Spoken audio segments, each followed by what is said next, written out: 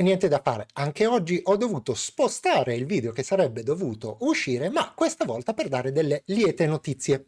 Gli argomenti che andremo a trattare infatti sono tre. Il primo riguarda quell'aggiornamento difettoso di Windows 11 che ha gettato un po' il panico nella community.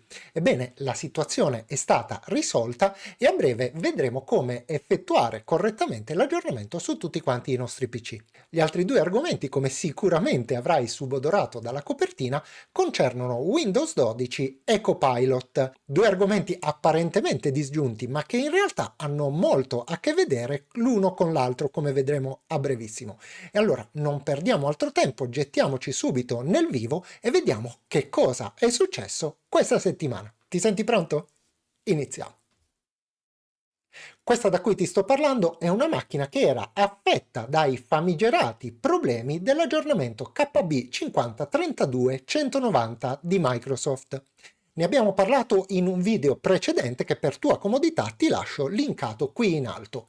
I problemi sono stati risolti recentemente nel corso della scorsa settimana senza tuttavia che Microsoft rilasciasse alcun comunicato ufficiale. E allora andiamo a vedere insieme come effettuare non solo questo aggiornamento, ma tutti quanti quelli successivi, in modo da riprendere gli updates come sempre anche sulla tua macchina. La prima cosa da fare sarà portarci qui in basso sul pulsante Start di Windows. Una volta premuto il pulsante Start, scegliamo la voce Impostazioni e dopo aver aperto la pagina delle impostazioni ci porteremo sull'ultima voce qui in basso a sinistra, quella che si chiama Windows Update. Andiamo ad aprirla e ci troveremo di fronte ad una situazione molto probabilmente simile a questa nel caso in cui tu abbia sospeso gli aggiornamenti.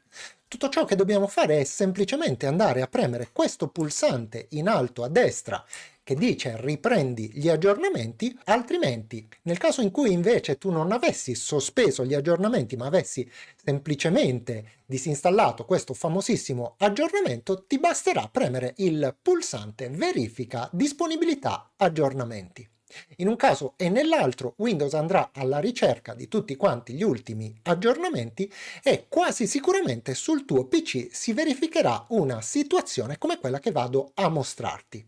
Mi spiace non aver pensato a riprendere l'operazione che ho effettuato su questa macchina e purtroppo questa era l'unica tra le macchine che avevo che era effettivamente soggetta al problema. In ogni caso quello che va fatto è semplicissimo. Come prima cosa ti verrà proposto di scaricare proprio l'aggiornamento incriminato.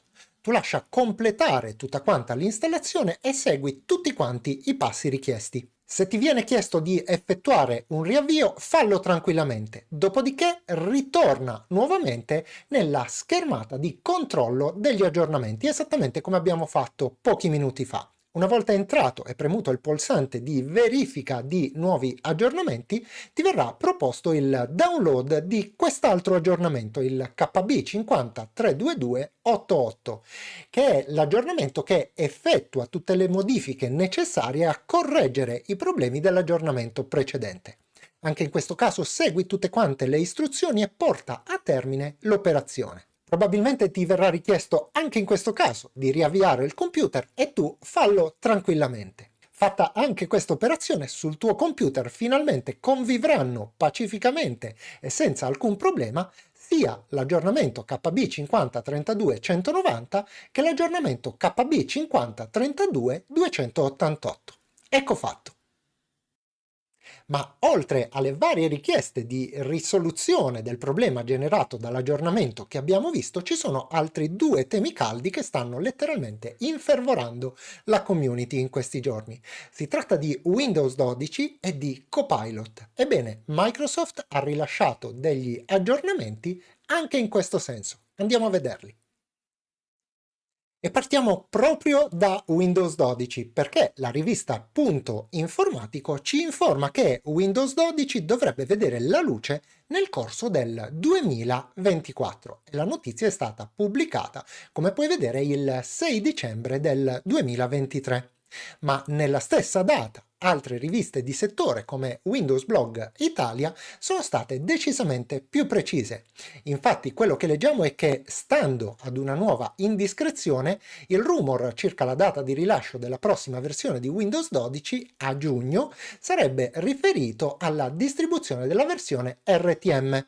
Che cos'è una versione RTM? È presto detto, sono le versioni definitive di un sistema operativo. Ma leggiamo anche che per la prima volta verrà finalizzata in anticipo ad aprile appositamente per i produttori al fine di preparare il lancio dei nuovi device. Naturalmente, appena ho letto questa indiscrezione, mi sono subito fiondato a fare anche io richiesta per una release anticipata di Windows 12 e spero davvero che Microsoft mi accontenti, anche perché tutto quello che uscirà prima della data di aprile purtroppo è da considerarsi fuffa. Ci sono state una serie di informazioni che sono andate in giro in questi giorni e mi dispiace dire che sono state puntualmente disattese e smentite clamorosamente da Microsoft. Tuttavia qualcosina di certo la sappiamo già e di questa informazione dobbiamo ringraziare sia il sito Red Hot Cyber che il Commercial Times.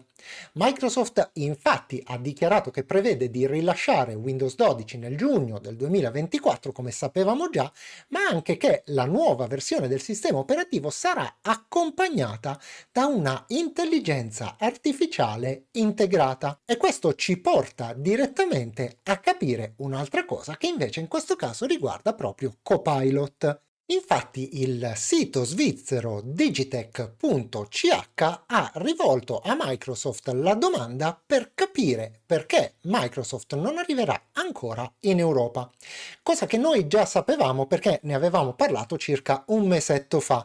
Ebbene, la risposta di Microsoft ufficiale è sempre stata la stessa che avevamo già anticipato sul canale, ovvero che il motivo per cui Copilot probabilmente non arriverà sui PC europei prima del 2024, nota la coincidenza delle varie date, è dovuto al legislatore. Più precisamente, il Digital Market Act, il DMA dell'Unione Europea, sta ritardando il rilascio.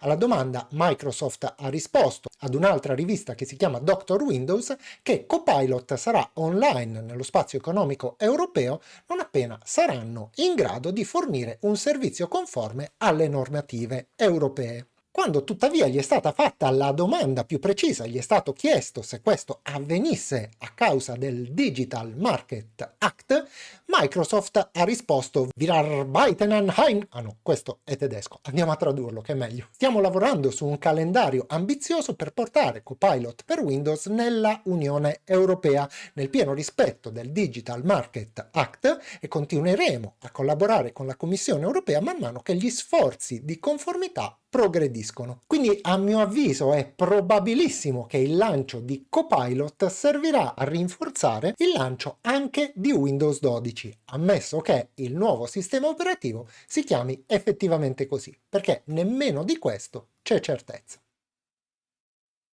Ed eccoci giunti anche al termine di questa puntata straordinaria, nel senso etimologico del termine, nel senso al di fuori dell'ordinario, perché come ti ho detto quest'oggi era previsto un altro video che uscirà regolarmente mercoledì prossimo.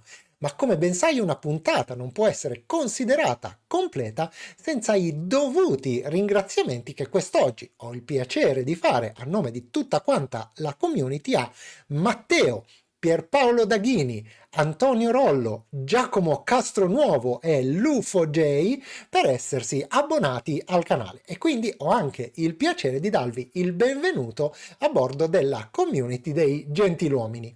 Ma un ultimo doverosissimo ringraziamento è dedicato a Zakuma68 per il suo generosissimo super grazie. Grazie infinite a tutti e grazie infinite anche a te che mi hai fatto compagnia nel corso di questa puntata e lo hai fatto fino in fondo. E quindi non mi resta che salutarti e darti appuntamento come di consueto alla prossima.